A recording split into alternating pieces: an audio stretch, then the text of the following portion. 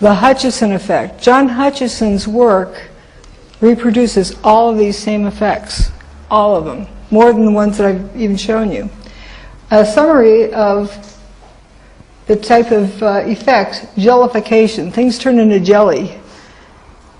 And then when you turn the gizmo off, they re-solidify, if they haven't separated completely. And recall the curved beams and columns that weren't kinked or buckled or crackled. Bent beams, slow bending of metals, shredded metal structures, fractured metal structures, peeling appearance, like the metal's just peeled open, even though it's an extruded metal. Fusion of dissimilar materials, like paper, looks like it's melted inside of steel. That's pretty weird. Thinning and rapid aging, lift or disruption, toasted looking metal, circular holes in material, like buildings, reduced mass of materials, rounded holes in glass, lather.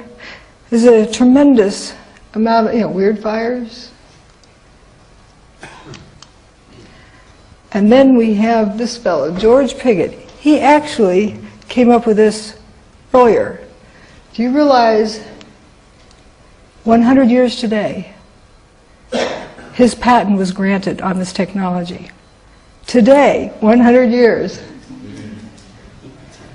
Here he is with his little bow tie on, observing this experiment. I think that's a kind of an interesting picture. He's got a static field generated. There's a Leyden jar somewhere, and he's got these balls suspended in that field. Levitation. Interesting, a static field. He applied for the patent in 1903. That was a long time ago. Thomas Townsend Brown did a lot of work on anti-gravity. Ed Leedskalnin built Coral Castle in Florida. He's said to have been about 100 pounds, but he'd lift 15-ton stones. Somehow. Here's part of Coral Castle. Here's the Great Pyramid. John Hutchison. Now, notice this person is standing at the base, about a little over one stone, maybe almost two of these stones tall, a little less. About the same height as that doorway in Coral Castle. Turns out the size of these stones is just about the same as, or the weight is just about the same as those of the Great Pyramid. Some of the stones that Ed Leedskalnin lifted were even heavier than the heaviest stones at the Great Pyramid. How do you do that? A 100-pound guy? He had a little tripod with a chain on it that couldn't have held very many pounds. But he had that gizmo with the magnetic flywheel. Now we're going to look at a sample of John Hutchison's work. See, he's still amongst us. He had another birthday a few days ago. He can demonstrate this in the here and now. I can't go back and visit George Pigott or Nikola Tesla. But I can go visit John Hutchison and see a demonstration of this. And here's an iron block, 2 inches by 2 inches by 7 inches tall, solid iron. This is what it used to be. This thing buckles over. Notice the fumes coming off of it. They'll come off partway through, and we saw fumes coming out of a door handle. See this door handle? This is at on 9/11.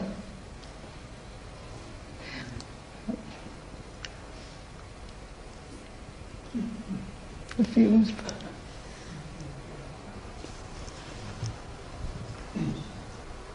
It's a broken window. If something needs to vent out, why doesn't it go out the window?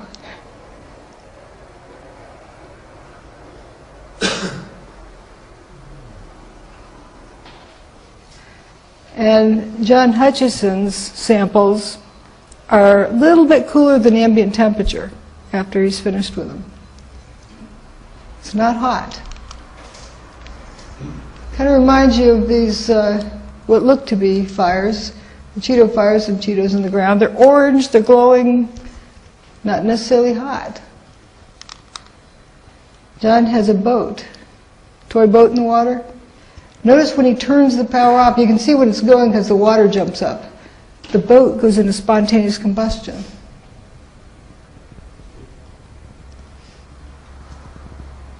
So here's the water, he's got the signal going now, and then he turns it off, and then it ignites. Kind of like the toasted cars. They ignited after the tower was destroyed, immediately after. It's a plastic boat. What's catching on fire?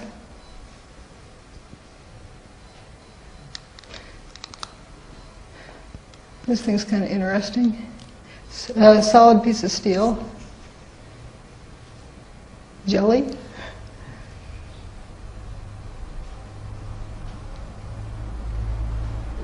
Now watch this piece of steel here. In this area, it'll come apart and move.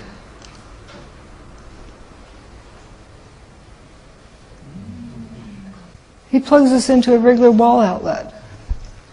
He's not efficient about it. He's not really a scientist. He just enjoys playing with this different type of technology. He tried to replicate the work of Nikola Tesla, and he started discovering, hey, this is fun. We can make this thing fly up in the air. And so he does it with a sense of intuition and feel for how to mix the signals. What he does is create a static field, and within the static field, he interferes radio frequency signals, like microwave, as an example. It's not the microwave signal, and it's not the static field. It's the combination. It's kind of like a key opening a lock. Another kind of interesting issue. This is right across from where that building went missing. Building 4, right across the street from it, you have these round holes through one pane sometimes, without breaking the inner pane. Holes here, they're roundish kind of holes. Some look even more round. If you throw a baseball through it, I'd love to see a kid ask the teacher this. Teacher, when I throw a baseball through the window, it looks like a spiderweb pattern. Why doesn't that look like that? Because when a rock hits a window, a mechanical load hits a window, it bends it. And glass is a brittle material that can't handle tension. And that outer edge, when it bows out, breaks from the tension. So what's going on here? This is actually done in someone's lab with longitudinal energy waves.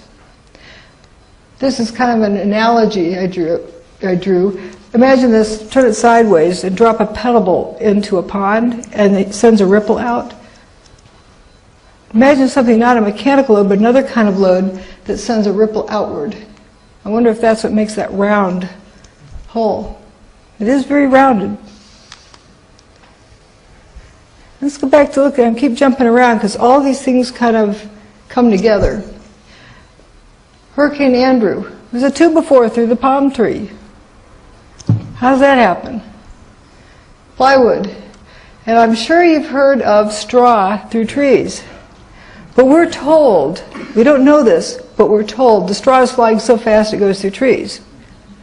Does that make sense? You stop and think about it? Because force is force. Equal and opposite forces on the two. How can straw build up that much force to go through a tree? Well, it turns out that with John Hutchison's work, he's got this knife in this aluminum block. He's also got a piece of wood in aluminum. Wood would burn up if you heated it hot enough to melt the aluminum. But they blend into each other. It's as though when the signal is turned on, I say it's sort of analogous to musical chairs. While the music's playing, people are walking around, you take one of the chairs away, and then when the music stops, people are supposed to sit back down, and somebody misses out because they don't have a chair. Well, think of the atoms and molecules like that. They kind of let go and they're up and moving around when the music stops. They try to grab onto something, and some of them miss out.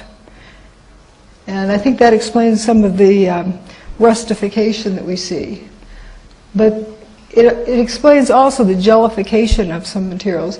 Then when the signal stops, it resolidifies. Let's think of what hurricanes and tornadoes do. It's a lot like a Tesla coil. And Also creates a static field. Now these are a little bit out of place, but it's interesting, this rustification here. So we're talking about, I guess actually it's in the right place, musical chairs. When the steel, the music's playing, the molecules and so forth let go of each other. Structural steel isn't just iron. It's mostly iron, but it has a few other doodads added in, like carbon, so forth, to help its structural properties and to help it be more resistant to environmental effects. Steel does not rust that easily. Iron rusts instantly, just about. Get an iron skillet, leave it in your sinks with water in it, you come back, it's bright orange. Unless it has a layer of grease or something on it. But it's easily rust, real quickly. Steel does not. So how do you get steel to rust like iron? Let's say it was the musical chairs type of analogy was going on, and the stuff was floating around so much it didn't quite grab back in with the carbon atoms and so forth, and it's turned into pure iron on the surface. Then it would rust like that. This is Banker's Trust. Banker's Trust was damaged. Didn't have a fire in it. It was right across the street from Building 2. And they decided to repair it afterwards. They repaired it, and then they started taking it apart, dismantling it. And they took it down floor by floor, and they got down to that area where they had repaired it. And this was that region. That's where all the rust is. Pretty weird. That looks like it's been at the bottom of the ocean for 100 years. So for those who need to compare ideas, what I present is not a theory. I present evidence, and I have evidence of something that can mimic all the effects. I'm not saying it is that. I think the only person who knows is who pushed the button that day, or who held the gun to their head to make them do it. But what we see is how we could replicate all of the effects. Now, these are the bits of evidence that we have. These are the theories or speculations or hypotheses. They can't produce any of these effects. Matter of fact, to the contrary. You put a bomb in the basement, you break the bathtub. Bombs are hot. If you break the bathtub and water rushes in, you have a steam explosion. You also have a seismic signal with a big bomb in the basement. If you cut the building up for controlled demolition, drop it to the ground, you'd have a pile of rubble left. It just goes on and on. None of these things can explain any of those. So, where did the towers go? Gone with the wind.